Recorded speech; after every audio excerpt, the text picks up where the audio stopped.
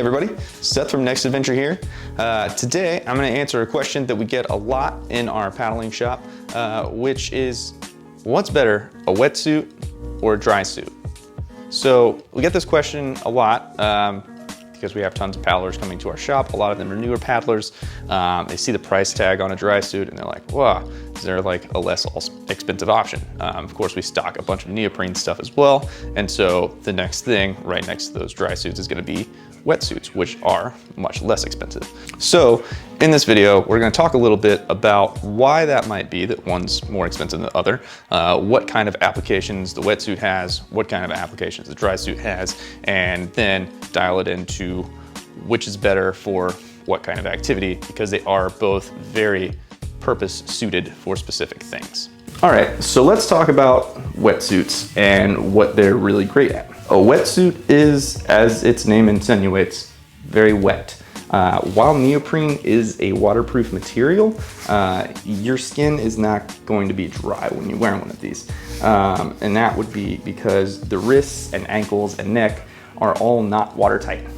So especially in the neck, water's really gonna get in there pretty easily, which is the point, because you want a little water to get in there so that you can insulate. The idea is they will get a thin layer of water inside of them that your body will actually kind of heat along with heating the neoprene. So what you essentially end up with is this membrane of warm water that keeps your body nice and toasty.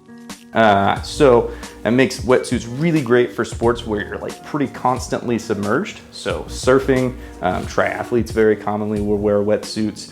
People who are swimming long or short distances in open water and during the colder seasons. What it makes wetsuits less great at are sports where you're not as consistently submerged.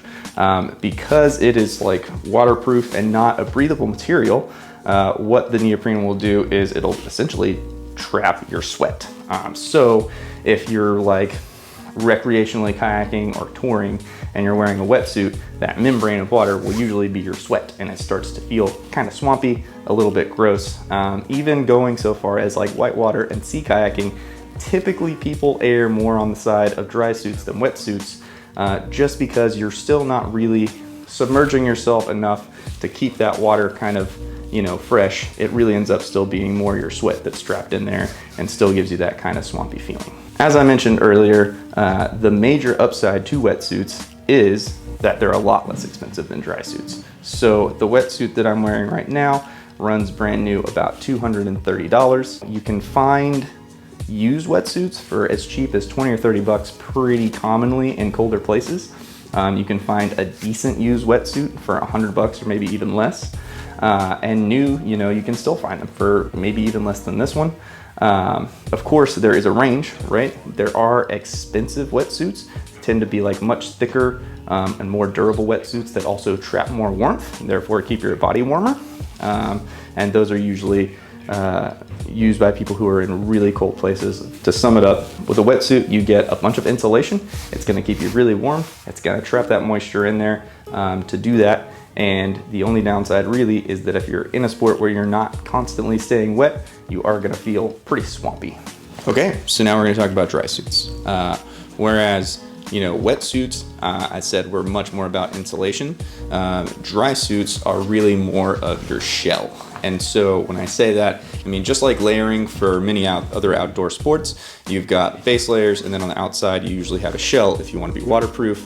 The way to look at your dry suit is as a shell. The nice thing about this is that you can wear whatever you want under it. Typically, you do wear clothes. It is a common misconception to newcomers that you just put on a dry suit and that's it. However, it doesn't really provide much warmth or insulation so much as it does just provide you waterproofness.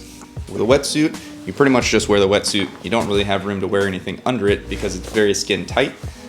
With a dry suit, they're made to fit a little bit loose so that you can layer multiple different thicknesses of layers underneath. So if it's not quite super cold out, you're not winter paddling necessarily, maybe it's fall or spring and it's a little chilly, you can just wear a thin layer under this of like polyester or merino wool or something that's warm and wicking to kind of wick the moisture away from your skin. And then if it's really, really cold, fleece union suits are a really common thing to wear during the wintertime.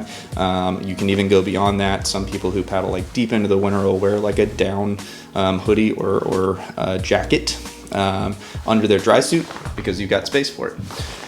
It has gaskets around the wrists and around the neck, and those are generally made of latex on a full dry suit, and that latex is what keeps water from getting inside of the suit.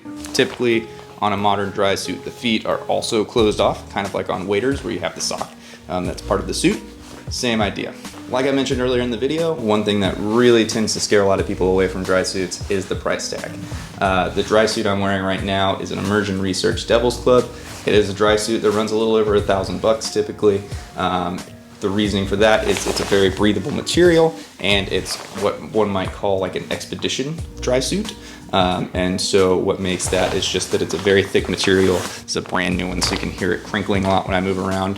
And that thicker material just means that it's going to be more durable. The suit's going to last longer. It's going to hold up to harsher situations. If you're paddling rivers where you have to hike really far and you might be scraping up against things or canyoneering, a suit like this is going to do a lot better than a lot of less expensive suits that are going to have thinner material. That said, every dry suit doesn't have to be $1,000. The entry to the dry suit market these days is somewhere around $300 or $400. Those suits typically are made of much less expensive materials that don't breathe very well, but they do typically keep you dry. There are also semi-dry suits which won't have a latex neck gasket. They'll often just have neoprene. Some of them don't have wrist gaskets either, so those are more of like a splash suit.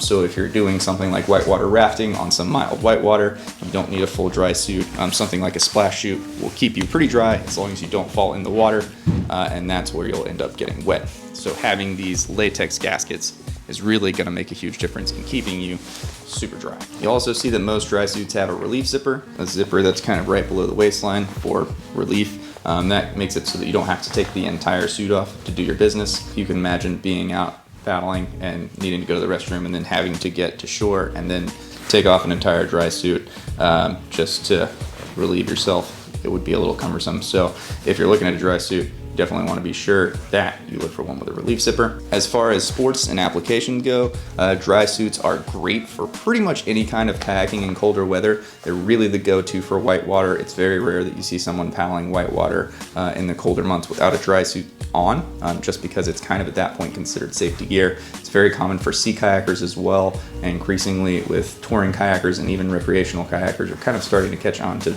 this really being the most comfortable way to paddle through the colder months. All right, so to sum it up, wetsuits are really made to keep you warm when you're wet, whereas dry suits are more to keep you cozy and dry, and you can add insulation to be as comfortable and warm as you want. Both of these options typically work pretty well for most kinds of paddling and water sports. Certainly, like I mentioned, surfing and swimming, wetsuits are a little more form-fitting, a lot more form-fitting, and make those sports a lot easier. Plus, being constantly submerged, it would be really hard for a dry suit even at that point to keep you dry. With more slightly drier sports like kayaking and paddleboarding, a dry suit is going to be much more comfortable and allow you to really be cozy through those cooler months.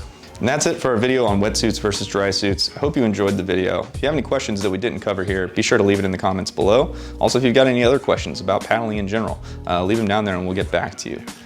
If you liked the video, be sure to leave us a like, and if you'd like to see more stuff like this, more paddling content in general, and find answers to more of your questions about paddling gear, be sure to subscribe. We're constantly going to be posting new content about paddling on this channel.